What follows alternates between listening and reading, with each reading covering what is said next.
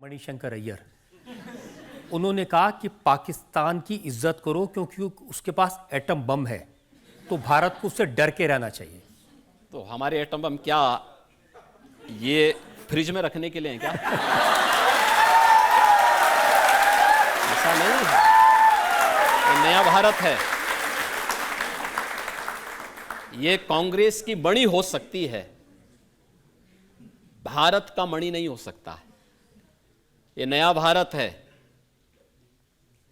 नया भारत छेड़ता नहीं है, लेकिन कोई छेड़ेगा तो उसको छोड़ता भी नहीं है।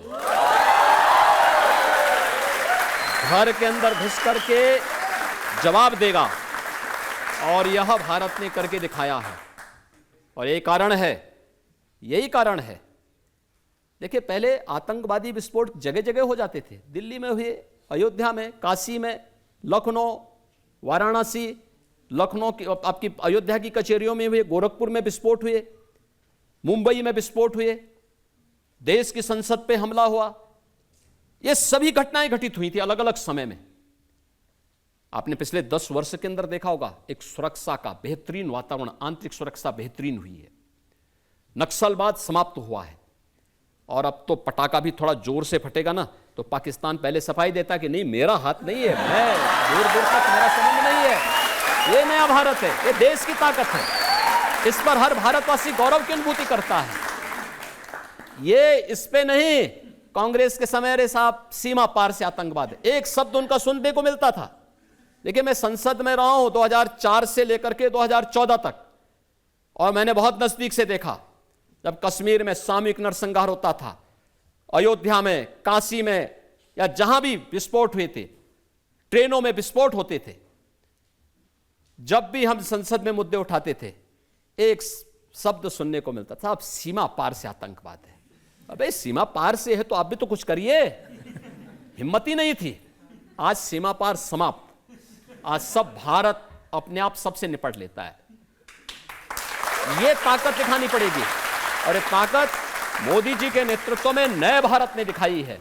और मुझे लगता है हर भारतवासी इस पर गौरव की अनुभूति करता है कि मोदी जी के नेतृत्व में नया भारत श्रेष्ठ भारत भी है। न केवल भारत को सम्मान दिलाता है, भारत की सीमाओं की सुरक्षा भी करना जानता है, भारत की आंतरिक सुरक्षा को भी बेहतरीन रखना जानता है, भारत के अंदर विकास के बड़े बड़े कार्यों को भी आगे बढ़ा सकता है। आज आप देख रहे होंगे IIT, IIM, एम्स की संख्या 2014 तक केवल 7 बनी थी। 7 में से भी 6 अटल जी ने बनाए थे। 7 में से 6 अटल जी ने बनाए। आज इनकी संख्या बढ़कर के 26 हो गई है। ये मोदी जी के समय में बढ़ा है। मेट्रो 5 सिटी पे थी, आज 20 सिटी में मेट्रो की सुविधा है। ईज ऑफ लिविंग के लक्ष्य को कैसे आप प्राप्त करेंगे? ये सुविधा। एयरपोर्ट कांग्रेस के समय यानी आजादी के पहले से लेकर 2014 तक केवल 74 थी, आज इनकी संख्या 152 हो चुकी है।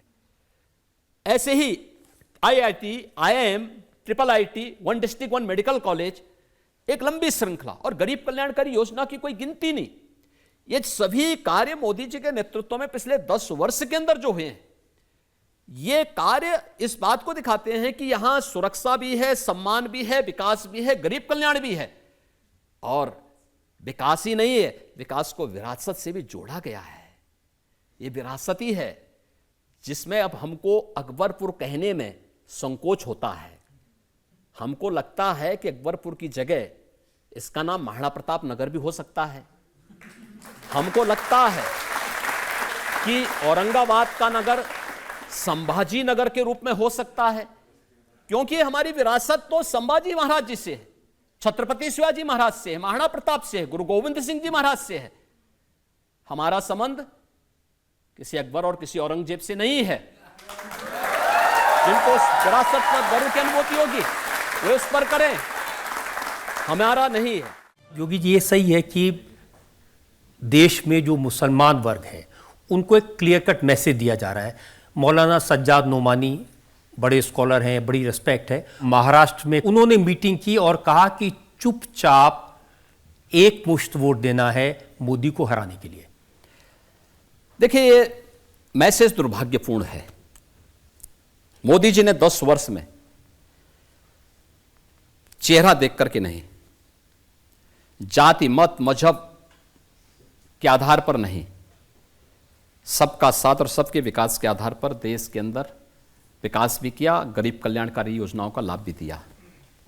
लेकिन ये जो ध्रुवीकरण करने का प्रयास हो रहा है कुछ कठमुल्लों का, मौलवियों के द्वारा, मुझे लगता है ये चाहते हैं कि वह जीवन भर लुंगी पहन करके ही दौड़ता रहे। उसको ये लोग नहीं चाहते कि वह कोई एपीजे अब्दुल कलाम बने, कोई वैज्ञानिक बने, भारत के अंदर वह नेतृत्व करने की स्थिति में आ सके। उन्होंने क्या कहा, बहुत अकलमंदी के साथ, बहुत खामोशी के साथ वोट जिहाद करो। जिहाद करके अगर वोट को भी जिहाद के साथ जोड़ना चाहते हैं तो उस वोट से जन्नत नहीं मिलेगा, जहन्नुम जरूर मिल जाएगा। और एक बात और मैं बता देना चाहता हूं, देखिए भारतीय जनता पार्टी का बहुत स्पष्ट वो है कि भारत का संविधान शरीयत से नहीं, कोई व्यक्तिगत कानून से नहीं, हम बाबा साहब भीमराव अंबेडकर के द्वारा बनाए गए संविधान से चलाएंगे।